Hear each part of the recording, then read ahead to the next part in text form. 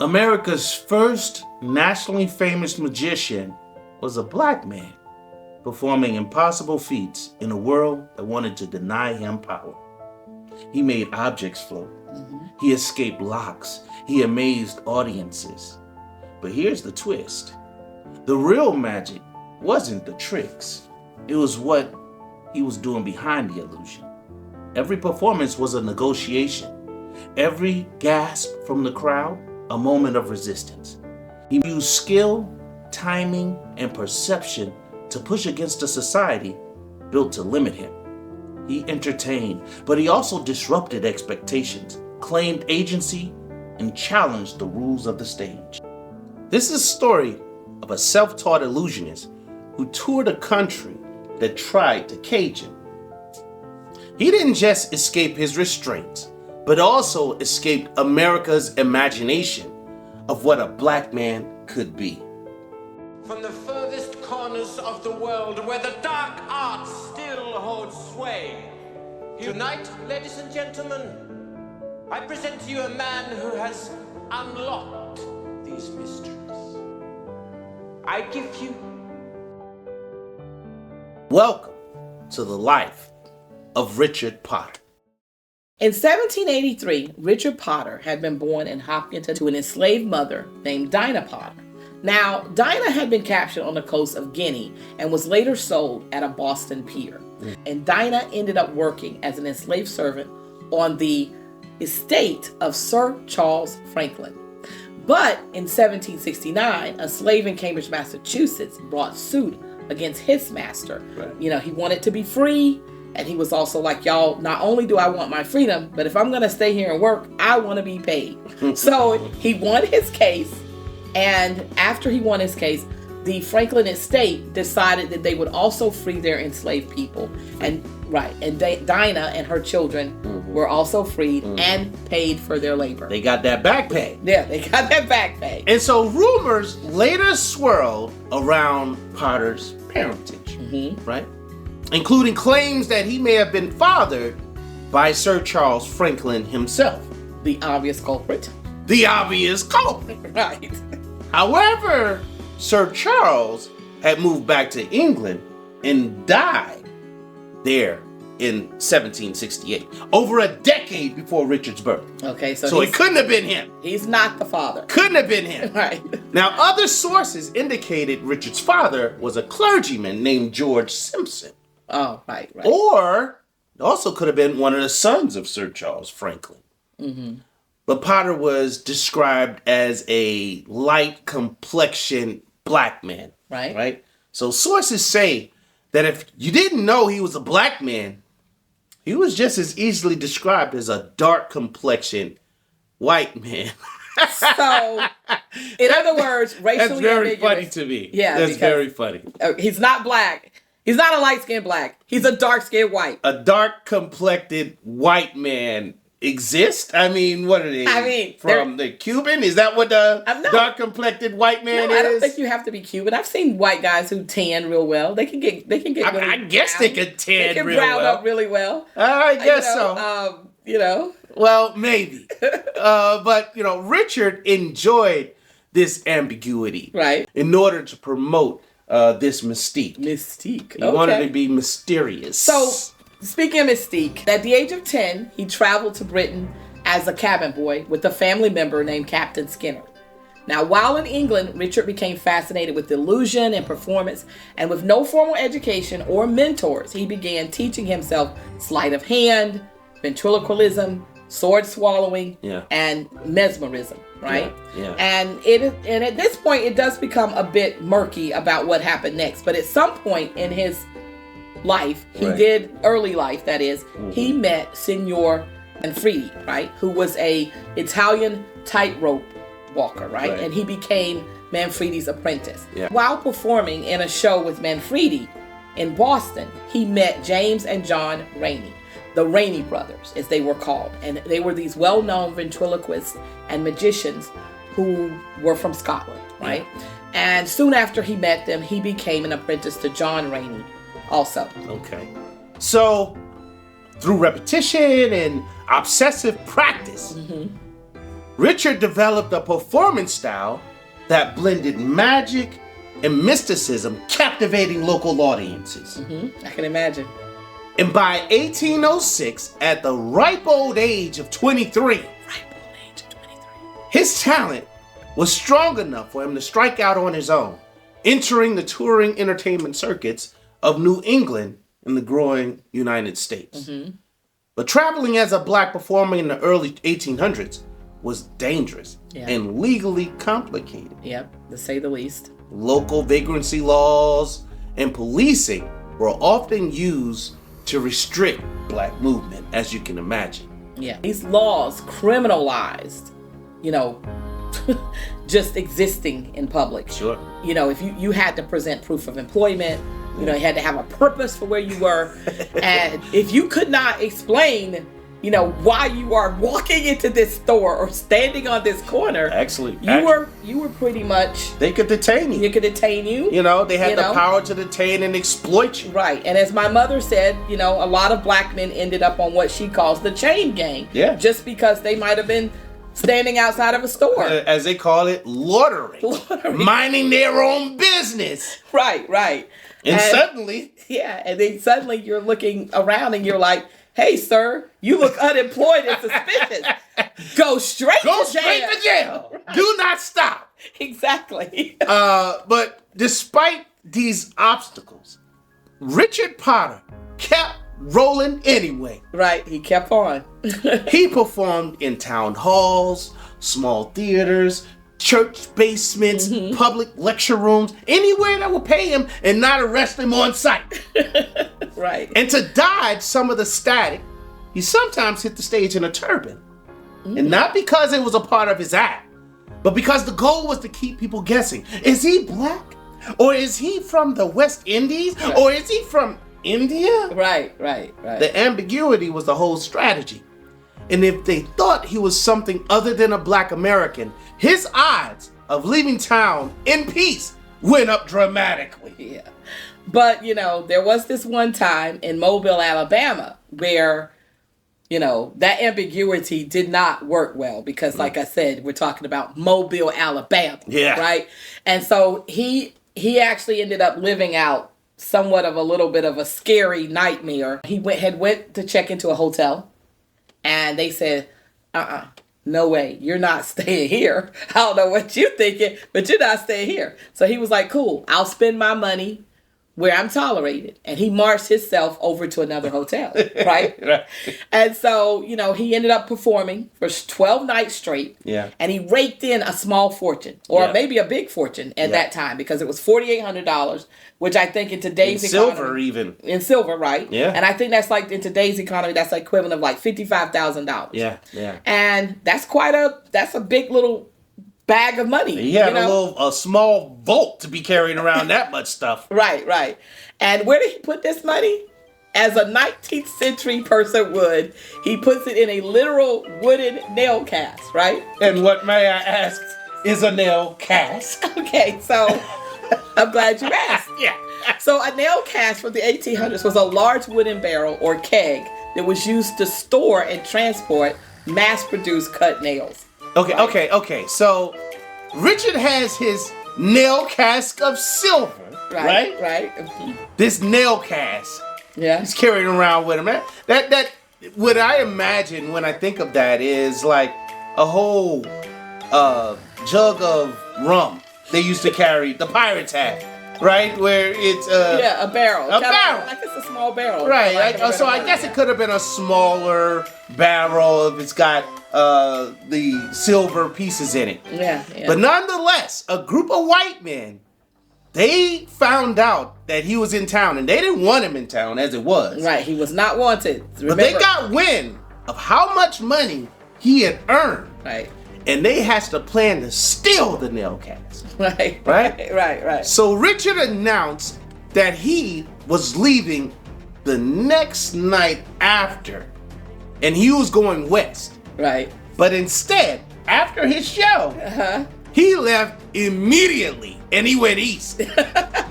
So essentially pulling off a disappearing act. Right. So he was a Houdini before Houdini, right? He was a Houdini. Houdini was alive at that time. Well, okay. He was. So he pulled a Houdini. He pulled a Houdini. Okay, Yeah. there we go. Yeah. But, unfortunately, even up north, Richard Potter could not escape racism. Once at a hotel in New Haven, Connecticut, where he was performing, the owner, had blocked him from entering the dining room. And, he's like, look, I don't care if you're performing here, but you're not going to eat in this dining room. Yeah. Yeah. So Richard was, told to leave. So so he left the dining room, and when dinner began, the proprietor, he proudly unveils this whole roast pig. Yeah. And just as he goes to carve it, there's a loud squeal coming from the pig. Yeah. And the dining room just explodes into chaos. And people are running everywhere. They're knocking over chairs. They're fleeing into the street. Yeah. The incident was described. And of course, somewhere hidden in the room or just outside of the room was Richard throwing his voice to make it seem like the pig was still alive. And apparently he did it very believably. Yes. Now, his audience were largely white. Yeah, that is true. And it's not because of inclusion, but out of curiosity. Yeah. They loved witnessing what they saw as a contradiction. A black man who had commanded a stage. Yeah, I can imagine that would be quite a sight back then. Absolutely. Yeah. Because you got to remember, slavery was still going on at this time. Exactly. So, They didn't think very highly of black men as it was anyway. Right, exactly. So now, newspapers began covering him as simply as Potter. Mm-hmm. A one-name celebrity figure long before the idea existed at scale. In a time when black people were framed as laborers, not entertainers. Right. He became undeniable. Wow. And then as life goes on, we all need to pair up with someone that we can share our lives with. Right. And in 1808, he married Sally Harris. And Sally now was born in 1787 in Roxborough, Suffolk, Massachusetts. And Potter claimed that she was Native American. And she and Richard, they ended up having 3 children. Mm-hmm. Henry, who died, unfortunately, at age 7 after being run over by a corn cart. Mm-hmm. And then there was Jeanette, who I think had some mental disabilities. And she ended up dying early as well at age 16. Yeah. And then there was Richard Jr., who lived to age 27. And he actually outlived both of his parents, but he still died young because, like I said, he was only 27. Right. And they basically raised their kids on Beacon Hill, which was an African-American community that had a meeting house, it had a school, and they were actually very instrumental. That community was very instrumental in the Underground Railroad. That was one of the stops of the Underground Railroad. Exactly, it really was. Yeah. And so over the years, Sally also was instrumental in helping her husband with performances in the shows and also managing their tour schedule and, of course, raising their 3 children. Absolutely. And in November of 1811, Richard became a Freemason, right? Yeah. And later, one of the most influential leaders of African Lodge number 459 of Boston, which is recognized as the first Black Masonic Lodge established in the United States. The lodge was founded by Prince Hall. Prince Hall was formerly an enslaved abolitionist who was initiated in Freemasonry by British soldiers stationed in Boston in 1775. Mm-hmm. And in 1784, African Lodge number 459 was granted a formal charter from the Grand Lodge of England. And it was marking a historic milestone in Black civic life. Wow.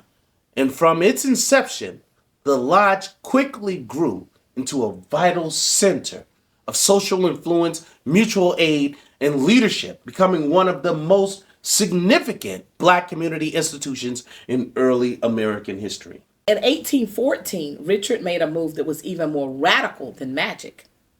He invested in land and built a mansion in Andover that locals came to call Potter Place. Now, owning land and property for a Black man at that time was nearly unheard of.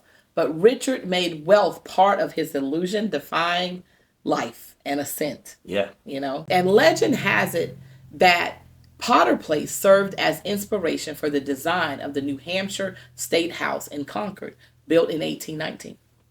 And by the 1830s, Richard had expanded his act into a full performance empire, combining ventriloquism, illusions, and trance-style mesmerism inspired by mystic trends of the era, performing tricks involving disappearing objects, untangling ropes, and throwing voices that startle crowds. Which we know he can do that. Yeah, I think I remember reading an article where it said the crowds would start crying. Things seemed to be so real. Yeah, because I remember I also saw one where he made a voice speak from a lady's pocketbook. Yeah. And she was so frightened that she... they passed out. Didn't she pass out? She fainted. Exactly. And one legend is that he could crawl through a solid wooden log. Although no details exist on how he was able to accomplish this. Supposedly, that's what he could do. Yeah. And there was another legend that said that he and his wife Sally perfected an outdoor version of the Hindu rope trick. Now, I'm sure that everyone has seen this trick where there's a guy who throws a rope into the air, or a ball of yarn, is what they did. They threw a rope or a ball of yarn into the air, and then both of them would climb the rope, and then they vanish into the clouds. How high had they had to throw this rope to vanish? Now, I don't know the answer to that, but what I'm trying to understand is you said, I get the rope, but you said yarn.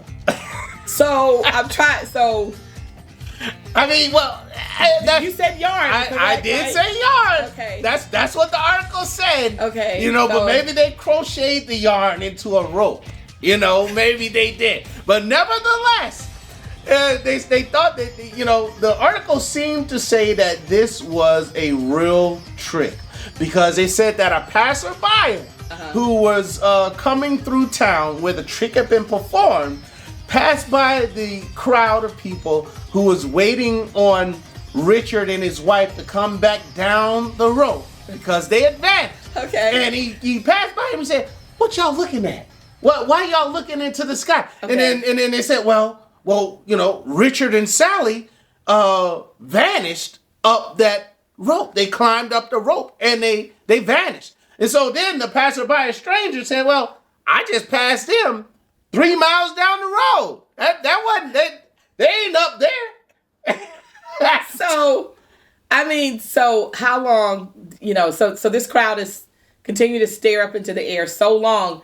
Okay, let me back up. So how long do you wait for someone to climb back down? So they just sat there. So Richard and Sally are gone. But they're just continuing to sit there and look up at this thing. At this rope dangling in the air, and they're like, okay, maybe they're gonna come back. Is the show over? And then they're looking around like the show is over. I don't know. You know, if they must have thought it was a miracle. I mean, because the rope must have still been hanging. Now that's a real act of mesmerism right there, to just make the crowd sit there. It's got. I mean, you can't hold people's attention for more than 5 seconds these days, let alone for them to be looking up at that rope long enough for 3 miles down.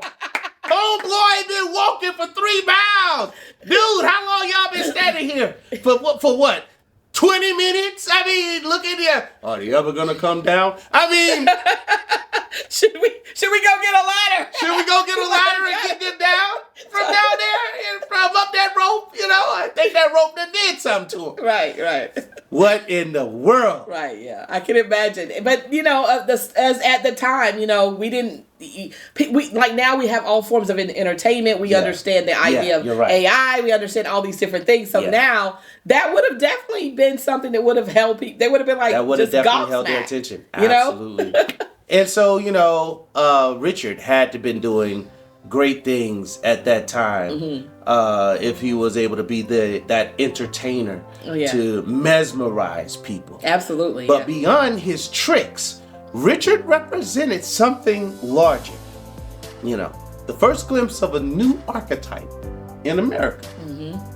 The black self-authored showman. Wow. Yeah. And, you know, Richard died in 1835. And strangely enough, in keeping with Richard's eccentricity, that is, he requested that he be buried standing up. And as far as we know, his wishes were granted. Yep. And he and his wife Sally are buried in a small plot that was the Potter estate. And as a testament to his fame and reputation as the first black magician and ventriloquist, the small town was named after him. So That's it's pretty now cool. called Potter Place, right? That's pretty cool. Now, he vanished from Earth, but not from memory. Right. And as his life still asks us the same question it did 2 centuries ago, what else could Black America conjure if brilliance was not an exception, but it was expectation? Exactly. Right.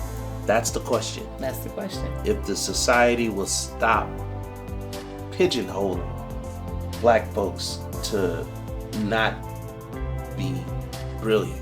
Right. You know? Or that if you find someone who is brilliant, they're always the exception to the rule. Exactly. Instead of them just being a person, just part of the nomenclature or part of the, we're not all one. The fabric. Right. Right. The We're not all regular one fabric. thing, Exactly. And so, yeah. We are all different, just like other races are all different. We're not a monolithic community. We bring right? something different Right. to the table. Right. There's something beautiful about all of us. Right. We have our politicians, we have our nerds, we have our teachers, we have our criminals, we have all types of people that are Black. Yep. Not just one. That part. Right. Thank you for watching. And, it would mean a million to us if you could help us grow our community by liking this video and sharing it. Yes. And please subscribe to the channel and hit that notification bell. Right, because if you don't hit the notification bell, you won't know when we drop our next video. And that is very crucial to us being able to grow our channel. Right. And please leave your comments and thoughts about what you thought about the life of Richard Potter, which would have been the first Black showman to go by a one name. Not only was he a one name performer named Potter, but he was also the first Black magician in the United States. Right. Right. Exactly. Thanks again for being a part of our community, folks. And until next time. Peace.